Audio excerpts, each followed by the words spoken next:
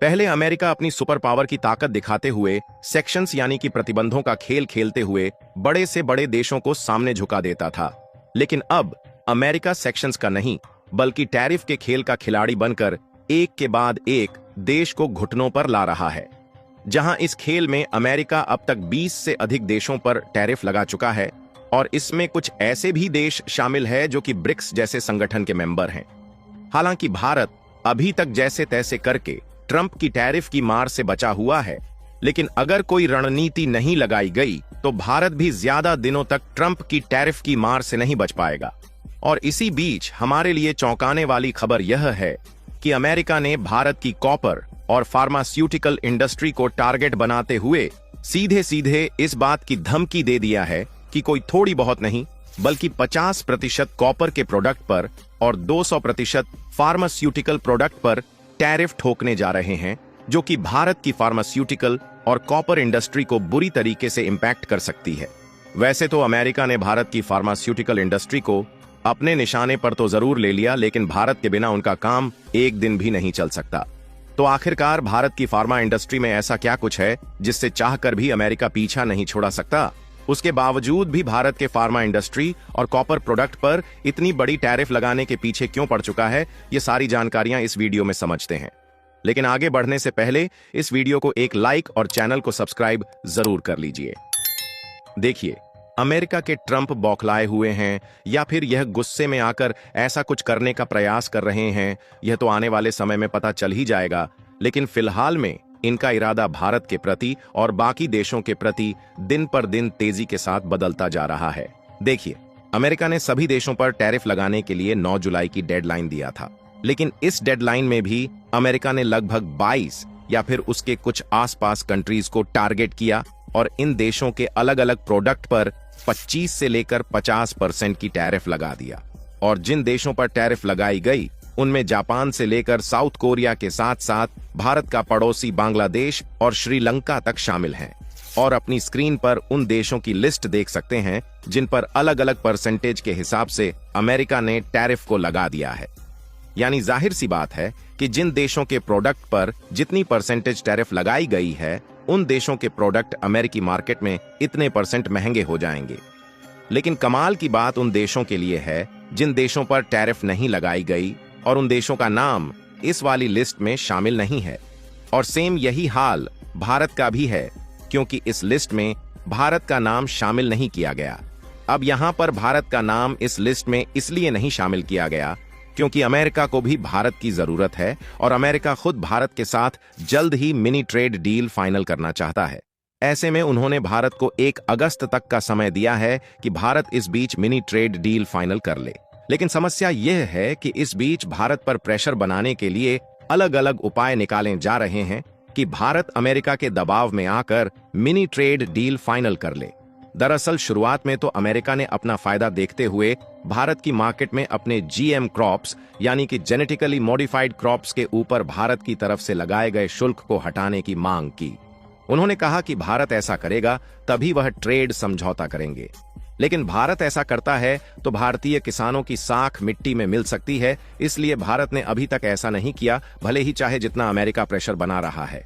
लेकिन इसी बीच अमेरिका ने अब नया खेल खेलना शुरू कर दिया है और उन्होंने धमकी दिया है कि दुनिया भर से इंपोर्ट होने वाले फार्मा प्रोडक्ट पर 200% तक की टैरिफ लगाएंगे।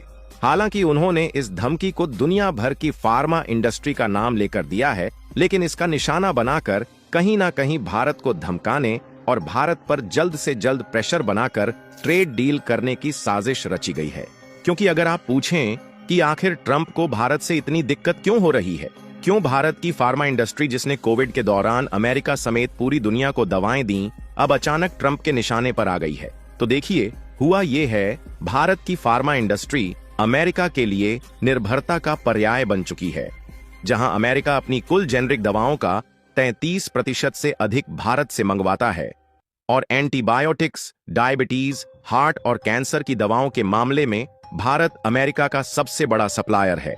और आपको बता दें कि अमेरिका का ही नहीं बल्कि भारत जेनरिक दवाओं के मामले में दुनिया का सबसे बड़ा सप्लायर है और दुनिया के कोने कोने में भारत की मेडिसिन एक्सपोर्ट की जाती है। और यही नहीं बल्कि भारत की फार्मा इंडस्ट्री दुनिया की फार्मेसी के रूप में जानी जाती है। जहां मात्रा के हिसाब से देखा जाए तो तीसरा सबसे बड़ा फार्मास्यूटिकल्स उत्पादक है, जबकि मूल्य के हिसाब से देखा जाए तो यही भारत 14वें स्थान पर देखने को मिलता है। यानी कि इतने बड़े गैप से यह बात साफ है कि भारत की दवाएं दूसरे देशों के मुकाबले काफी ज्यादा सस्ती होती हैं, तभी तो उत्पादन के हिसाब से भारत की जो फार्मास्यूटिकल इंडस्ट्री तीसरे स्थान पर है, मूल्य के हिसाब से 14वें स्थान पर देखने को मिलती है। और यही कारण है कि भारत के फार्मा प्रोडक्ट अन्य देशों को सस्ते पड़ जाते हैं, जिसके नतीजतन दुनिया भर में भारत काफी ज्यादा मेडिसिन और बाकी के फार्मास्यूटिकल प्रोडक्ट का एक्सपोर्ट करता है, जिनके बलबूते दुनिया चल रही है। इतना ही नहीं, बल्कि अमेरिका के अंदर फार्मा निर्माण की लागत इतनी ज्यादा है कि वहां पर जेनरिक दवाओं का लोकल प्रोडक्शन बहुत मुश्किल है। यानी कि अमेरिका की धमकी से साफ है कि अगर भारत खुद इस बात का डिसीजन ले ले कि हम अमेरिका को मेडिसिन का एक्सपोर्ट ही नहीं करेंगे, तो अमेरिका कहीं का नहीं रह जाएगा।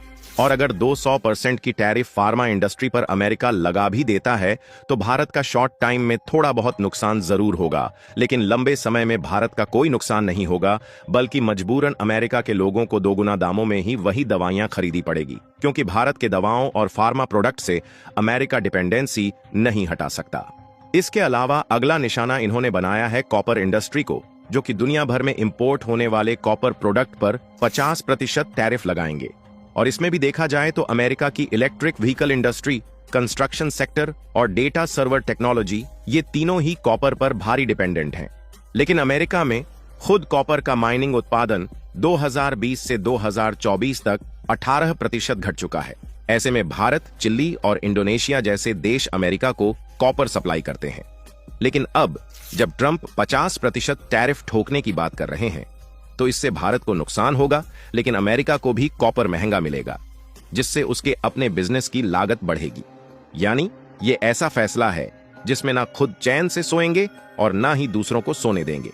फिलहाल जब तक उधर से अमेरिका धमकी दे रहा है, तब तक भारत सरकार को चाहिए कि अमेरिका पर निर्भरता घटाए, यूरोप और लैटिन अमेरिका की फार्मा कंपनियों से समझौते करे।